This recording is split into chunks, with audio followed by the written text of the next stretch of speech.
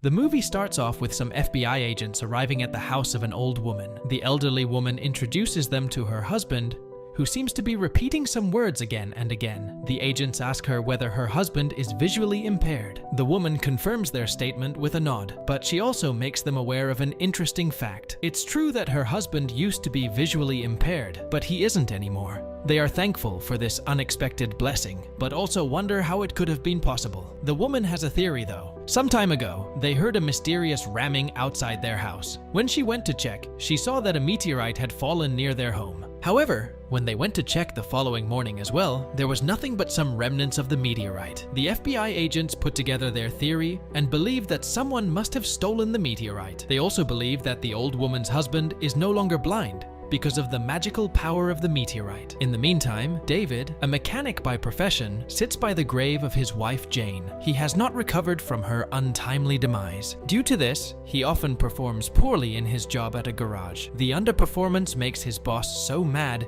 that he fires David. David pleads with him, saying that he is in dire need of this job. However, his plea falls on deaf ears. Just as he is about to leave, Jack, a veteran of a war currently ongoing in Iran, asks for a job at the garage. David tells him that he has just been fired and suggests Jack search somewhere else. David then goes to a local bar where he encounters Jack once again. The news about the war between America and Iran is being played on the TV. Just then, a man comes to the bar who, after watching the news, starts giving his absurd opinion about the war. Jack, a veteran of the war, gets angry at the man, and soon a fight breaks out between the two. Sadly, Jack is beaten brutally by the man and his friends. When David sees the commotion, he intervenes and defends Jack. However, he is also beaten to the pulp. During this brutal exchange, one of the opponents mistakenly pulls out Jack's prosthetic leg. It causes them to panic and leave the scene immediately. It is then revealed that Jack lost one of his legs during the war. After everybody else is gone, he thanks David for coming to his aid. David later returns home,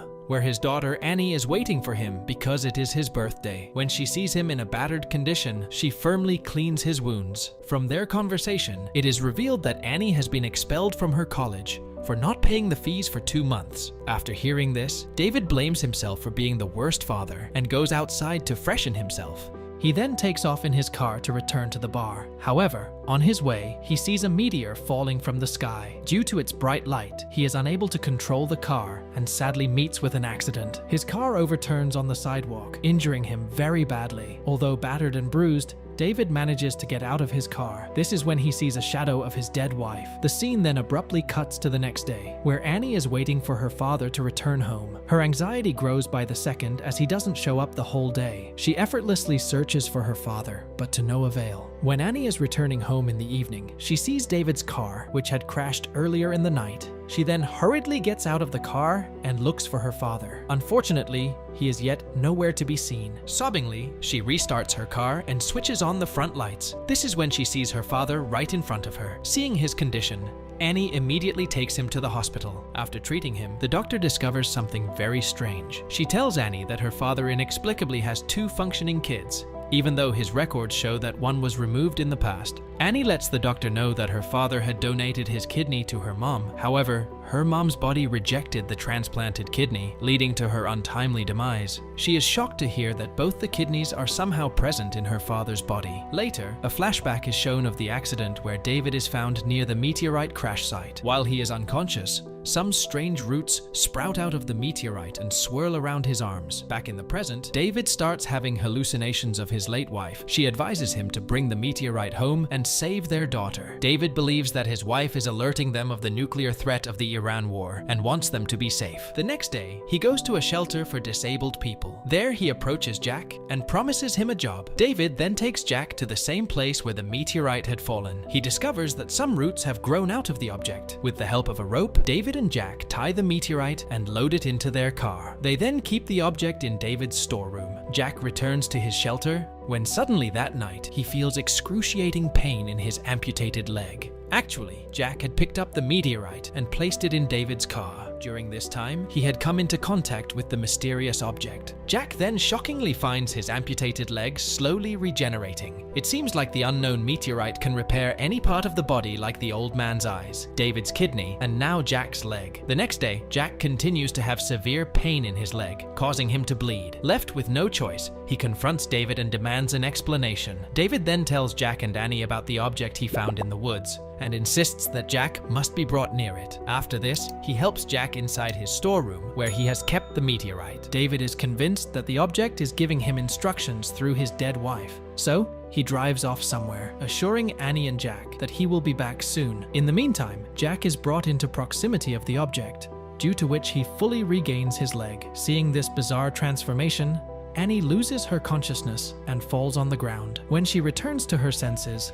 David also arrives back home with some cylinders. He tells her that the object was getting weak, so they need to heat it up to bring it back to its original temperature. Meanwhile, David, who has now completely regained his leg, stands up on both feet. Equally surprised, he tests his new leg as he walks on the front porch. David, on the other hand, believes that the object has given him some instructions to build a large structure. Therefore, he is caught up in drawing a mechanical shelter-like structure to keep the meteorite. In order to build the structure, he needs some materials. Since he doesn't have money, he goes to his friend Tony's local junkyard. He then takes Tony out in a bar and makes him drink a lot. After his friend passes out, David summons Jack and returns to the junkyard, after which they steal a large concrete mixer. They then drive the mixer to an abandoned factory and return home. In the meantime, the FBI agents are continuing their investigation on the meteorite. They get some samples from the crash site and interrogate the local police officer. The officer tells them that a few days ago, a guy had a terrible accident here. But even in such a terrible accident, nothing happened to him. This makes the agents realize that the meteorite must have somehow saved the man. In his storeroom, David is working to build a large structure for the meteorite. Outside, Annie gathers her mother's clothes to burn. Just then, the FBI agents, including Stipe and Lubinsky, arrive at the scene and begin questioning Annie about her father's whereabouts. Annie is forced to lead them to their father's storeroom. David pretends to not know anything about the meteorite when asked about it. The agents then tell him about the accident and how a blind man was cured when he came into contact with the object. They also confront him with his hospital records, which shows that he has mysteriously regained his kidney. David then leads them to the place where he had initially kept the meteorite. He shows them an empty space and says that the object somehow melted. After the agents are gone, he urges Annie and Jack to go to the abandoned factory. He tells them that he will join them soon. In the meantime, the FBI agents refuse to believe that the meteorite has melted. Therefore, they tail David on the road for a while. Soon after, David realizes that the agents are keeping an eye on him, so he calls one of his friends and very cleverly gives his car to him. As a result, the agents think David is in the same car and start chasing him while he escapes from their sight. He then goes to the abandoned factory, where Annie tells him that he should hand over the object to the agents. But David believes his late wife is trying to protect them from the incoming nuclear war through the object. The next day, Jack returns to his shelter and urges his veteran friend Jim to come with him. He explains to him about the magical powers of the meteorite,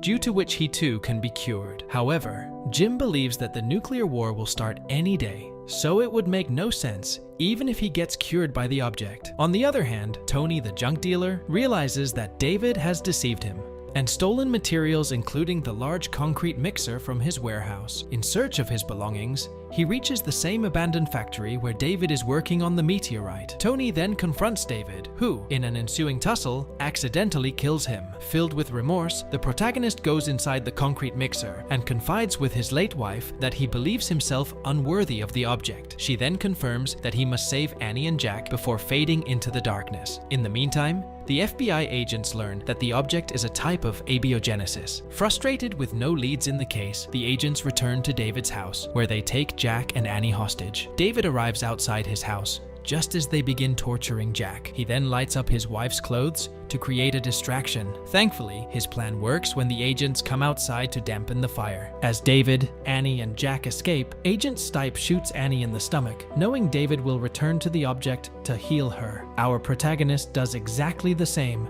as he takes his injured daughter to the abandoned factory. There, Agent Stipe shoots David in the arm. However, his subordinate, Agent Lubinsky, refuses to follow Stipe's order, saying that the object should not be used to further the war effort by killing civilians. Consequently, Jack, Stipe, and David engage in a firefight, and all are wounded. Even in a battered state, David manages to help Jack and Annie into the large concrete mixer where the object is kept. He then apologizes for not being able to join them and seals them in. Then suddenly, a bright light flashes in the distance, indicating that the nuclear attack has started. Inside the mixer, The object starts melting, and a liquid-like water is filled inside. The final scene of the movie shows Jack and Annie emerge from the mixer, having been apparently cryogenically suspended. The outside world is in ruins, apart from the cement mixer, which has been rusted and overgrown with vegetation. It indicates that centuries have passed, and the pair is the only one to make it out alive. And with that, the movie ends. We hope you enjoyed our video.